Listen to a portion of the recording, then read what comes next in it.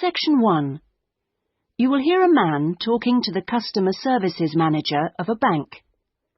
First, you have some time to look at questions 1 to 5.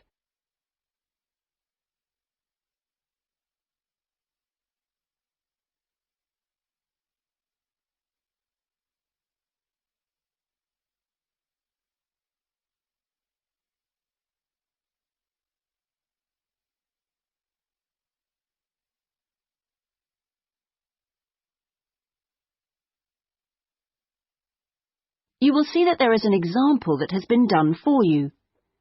On this occasion only, the conversation relating to this will be played first. Good morning. I'd like to open a bank account, please. Certainly. If you'd like to take a seat, I'll just get some details from you. It won't take long. Thanks. Is it a current account or a deposit account you wanted? A current account? The man wishes to apply for a current account, so current has been written in the space. Now we shall begin. You should answer the questions as you listen, because you will not hear the recording a second time. Listen carefully and answer questions 1 to 5. Good morning.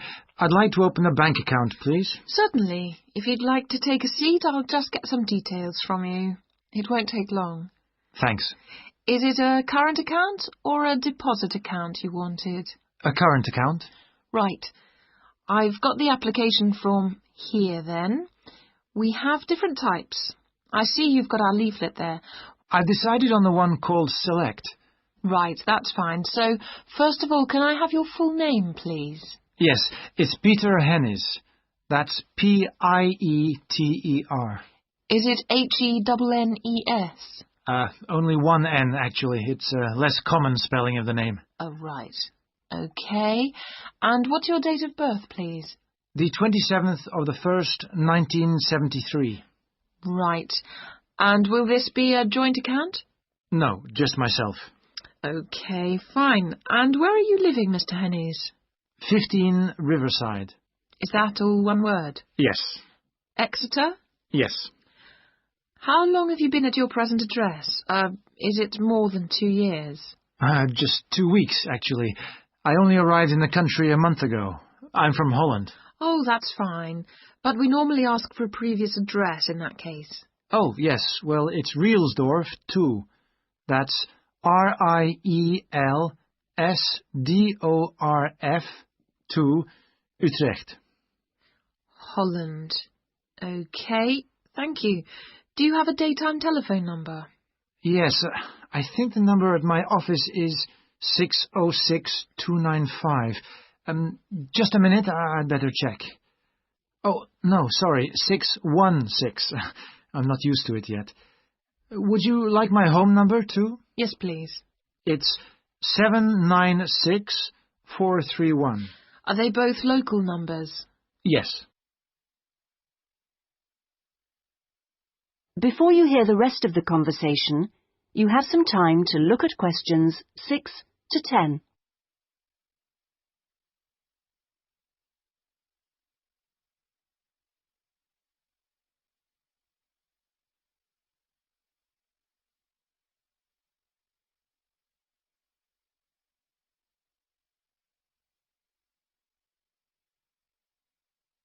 Now listen and answer questions 6 to 10.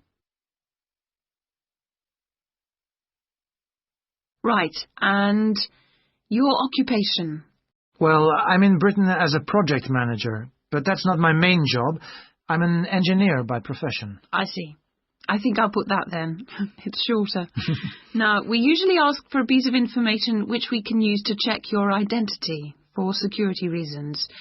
You know, if you phone us. Like my wife's first name? Mother's might be better. It's less likely to be known. Okay, hers is Siti.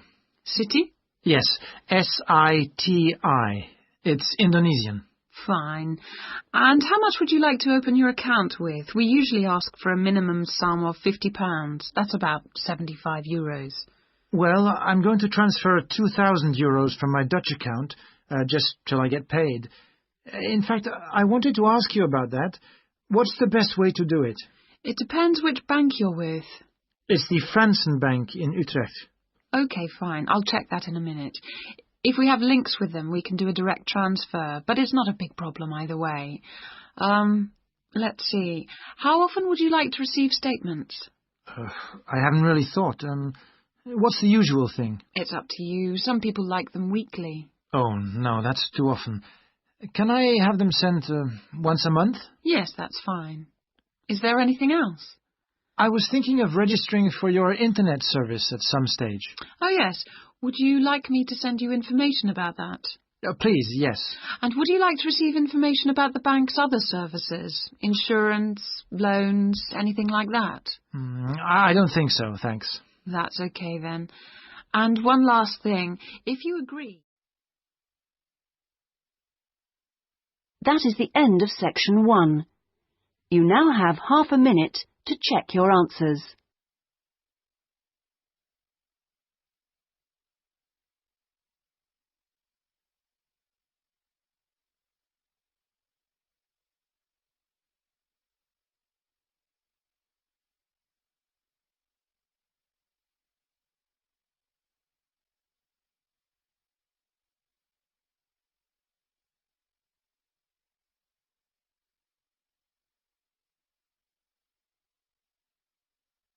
Now turn to section 2.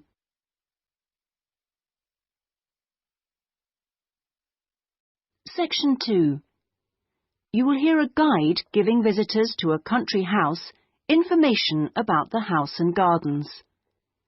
First, you have some time to look at questions 11 to 13.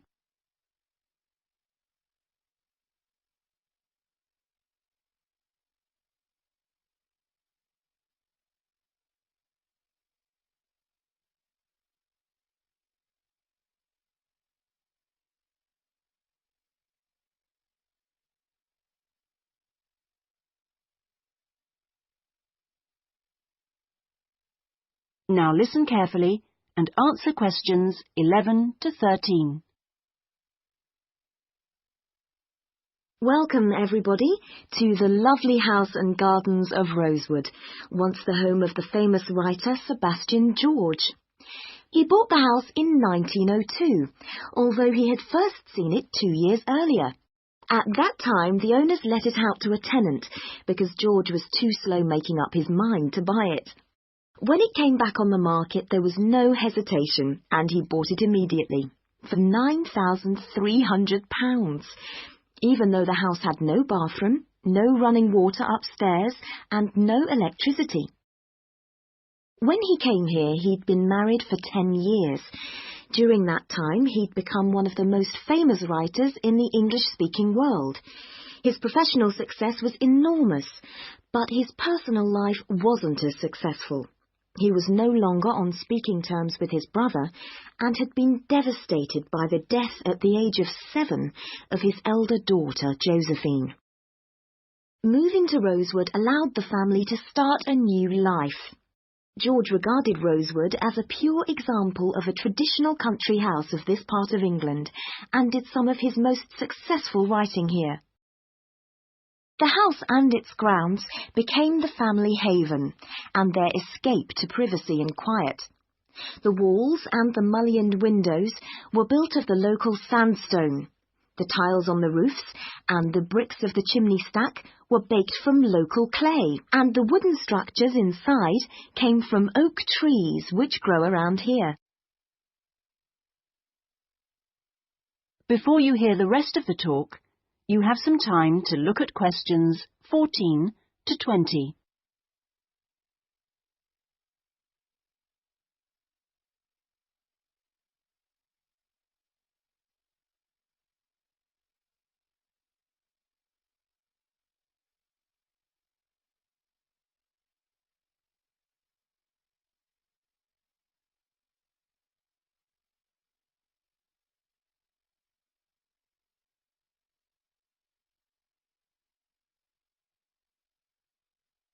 Now listen and answer questions 14 to 20.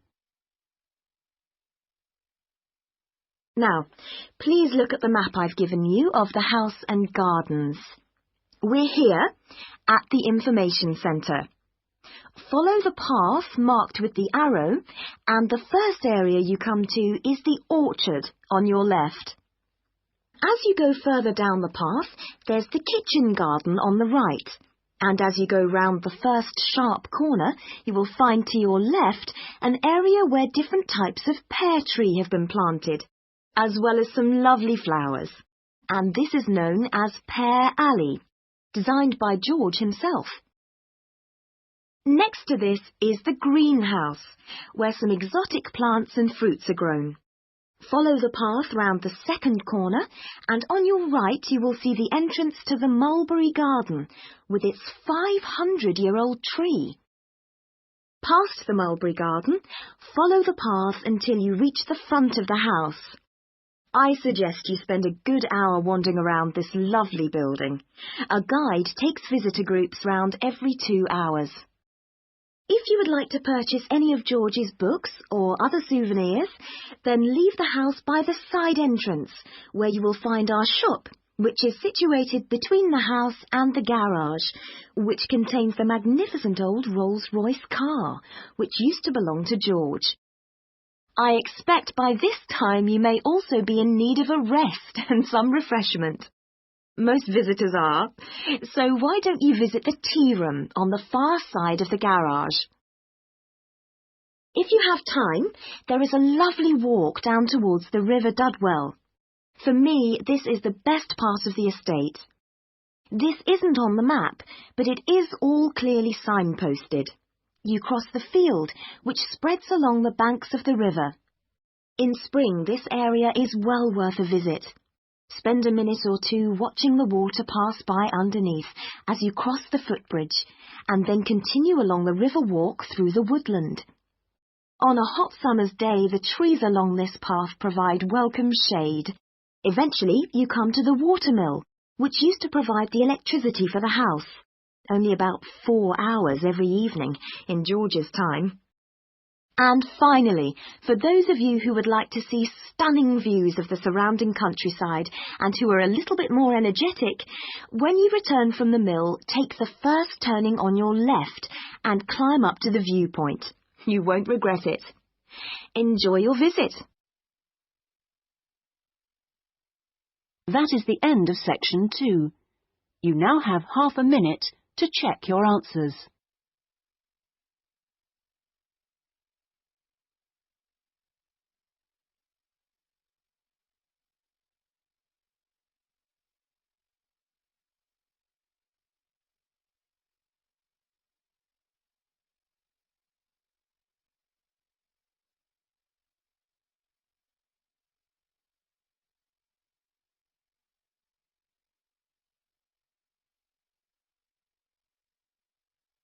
Now turn to section 3.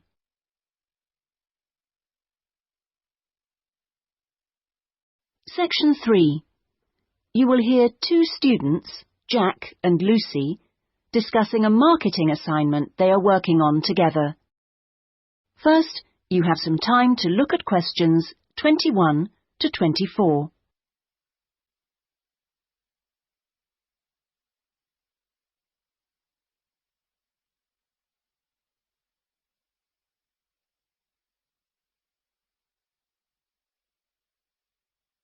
Now listen carefully and answer questions 21 to 24. Lucy, we really need to get working on this marketing assignment. We've only got 5 weeks left to the end of term to design it, carry it out, and then write up the results. Sure. Well, let's get started right now. Let's go over the instructions. What exactly do we have to do? Well, it says here we have to look at one area of the entertainment industry. There's a list of the different types. What are they? Music, cinema, theatre, sport, and eating out. Is that all? Looks like it. So we choose one branch of the industry and then we look at how 2 different groups of people use it. Is that right? Yes. And do we have to use any particular method to get our data? Can we mail out a questionnaire or do face-to-face interviews or maybe even observations? Well, actually, it looks like we don't have a choice. We have to do telephone interviews. OK, so at least we don't have to waste time deciding between the different methods. Yeah, that's right. Oh, and the other requirement is the number of interviewees. Not too many, I hope. 10? 20? Well, we have to do 2 groups, remember, and it looks like we have to interview 15 for each group. That's 30 altogether, then. It's going to take ages. Yes, but remember, we're working on this together, so we'll only have to do 15 each. OK, so those are all the requirements? Yes, looks like it.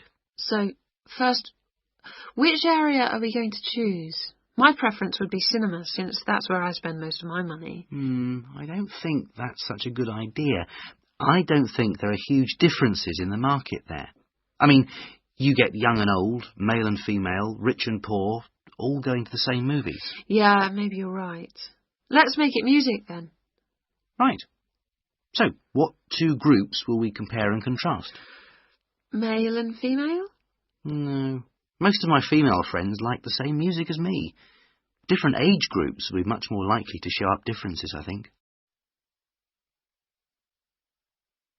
Before you hear the rest of the discussion, you have some time to look at questions 25 to 30.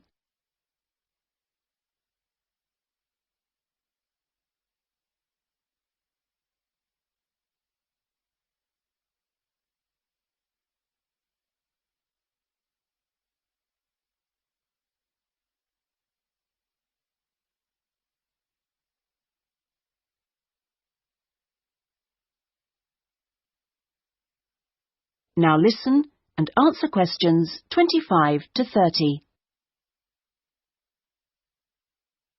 Yeah, I suppose you're right again. I'll take some notes, shall I? So, age groups. Well, what do you think? Maybe 25 or under for one group and 45 or over for the other group? That should show up differences. Right. OK, next. How about the kind of music they like? Let's give them some choices and then we can just tick boxes. OK, let's have pop, jazz, folk, easy listening. What else? Well, we should include classical. Some people like it, you know. OK, and then we should have how they listen to music. The medium. Right, let's include radio, CD, and then I guess there's TV. What about concerts? You know, in pubs and halls. Oh yeah, we should include live music, of course. OK, we're on a roll now.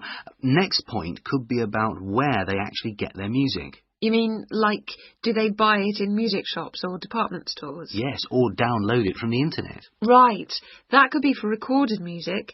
Then we need another section for live music. Where do they go for that? OK, let's say disco, pub, club, concert hall. Or opera house. And I guess we should include karaoke bars. Not many of them in this city. OK, we'll leave that out then.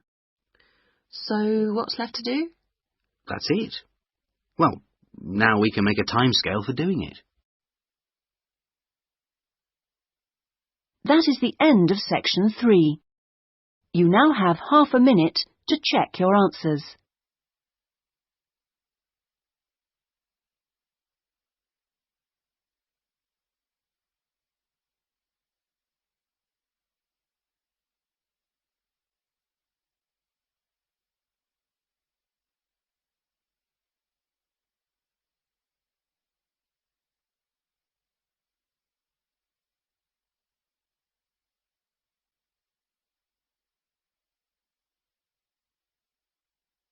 Now turn to section 4.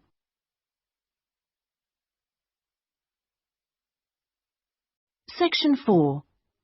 You will hear a lecturer talking about farming in ancient Ireland. First, you have some time to look at questions 31 to 40.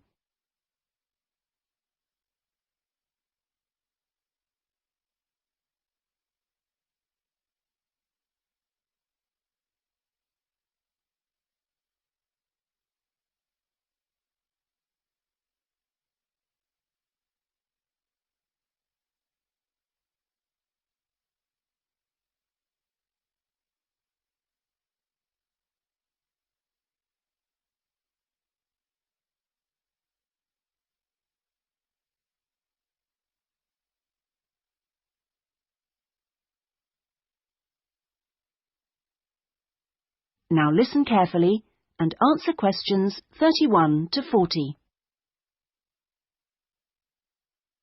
Good morning, everyone. Last week we were looking at the hunter-gatherers in Ireland, across the Irish Sea from England. Today we're going to move on to the period between 4,000 and 6,000 years ago, known as the Neolithic period, which is when a total farming economy was introduced in Ireland.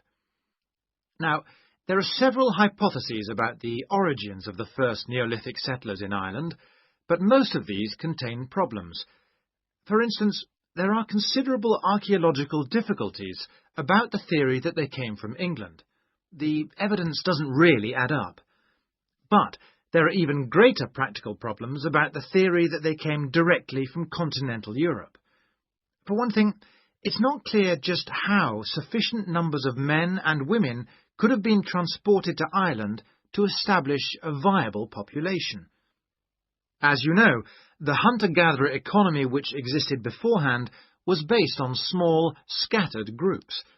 The farming economy would almost certainly have required much larger communities to do all the work needed to plant and tend sufficient crops to sustain them through the year. The early farmers kept various animals, including cattle and sheep. There's also evidence of pigs, but it is possible that these could have been descended from the native wild species. Now, we know from modern farming that if the level of breeding stock falls below about 300 females, the future of the species locally is at risk. So we must assume that from the beginnings of Neolithic farming, the number of breeding sheep would have considerably exceeded 300, and the national cattle herd must have been of a similar size. The question is how these were brought to the area and where they came from. It's usually suggested that the Neolithic settlers used skin-covered boats to transport livestock, but this method would have severely restricted the range of the colonizing fleets. The sheer volume of animal transport necessary means it's unlikely that this livestock could have been brought from anywhere further than England. What about crops? Well, two main cereal crops were introduced to Ireland during this time: wheat and barley, both in several varieties.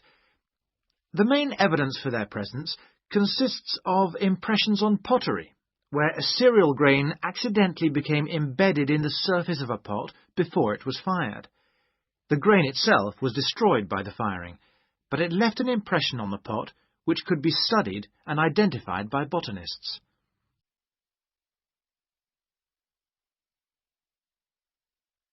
Let's turn our attention now to the farming technology available at that time. Before the cereal crops could be planted, it would have been necessary to clear the forest and to break the ground by ploughing. The stone blade of a plough has been discovered during excavation in County Mayo in Western Ireland. The body of the plough would have been of wood and could have been drawn by people, but it's also likely that cattle were used. Now, the cultivation of crops and the husbandry of livestock brought about changes in people's lifestyle, such as the type of shelters they made. For one thing, instead of moving from place to place, they needed permanent dwellings. The stone axes used to chop down trees to make these dwellings were far superior to any that the Stone Age hunter-gatherers used. To make the axes, sources of suitable stone had to be found and systematically exploited. These so-called axe factories were really quarries rather than factories, as the manufacture of the axes wasn't regularly performed on the quarry site. However, after the axe had been chipped into shape, they needed water and sand for grinding and polishing, so a high mountainside wouldn't have been an appropriate place for this. So this final stage of the manufacture must have been carried out close to water, and sure enough, there's ample evidence of this at coastal sites. Now, it's clear that these Neolithic axes were transported all over Ireland, as well as to Scotland and the south of England. It's not really surprising that axes from axe factories in England have also been found in Ireland. At the very least, this indicates that there was a link between the two islands during that period. One of the most useful innovations of the colonizers was pottery making, which was quite unknown to Irish hunter-gatherers. The pottery was probably made by shaping clay into a ball with the hand, and then hollowing it until the walls were the right thickness. After firing, the outside was often polished. This would have helped the pots to retain water, as they weren't glazed. Now, we know that the clay used usually came from local sources, which suggests that manufacture was on a fairly small scale, even though thousands of fragments are usually found at Neolithic sites. In the course of time, decoration began to appear. At first, this looked like a series of stitches and was just around the tops of the pots. This could have been an imitation of earlier vessels, which were made of leather sewn onto wood. Then, eventually, pots with decoration all over became much more That is the end of section 4. You now have half a minute to check your answers.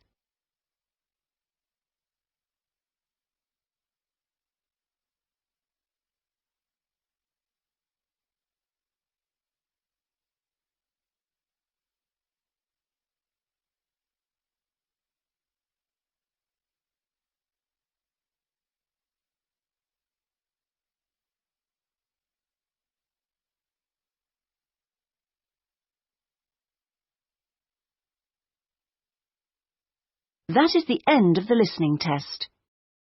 In the IELTS test, you would now have 10 minutes to transfer your answers to the listening answer sheet.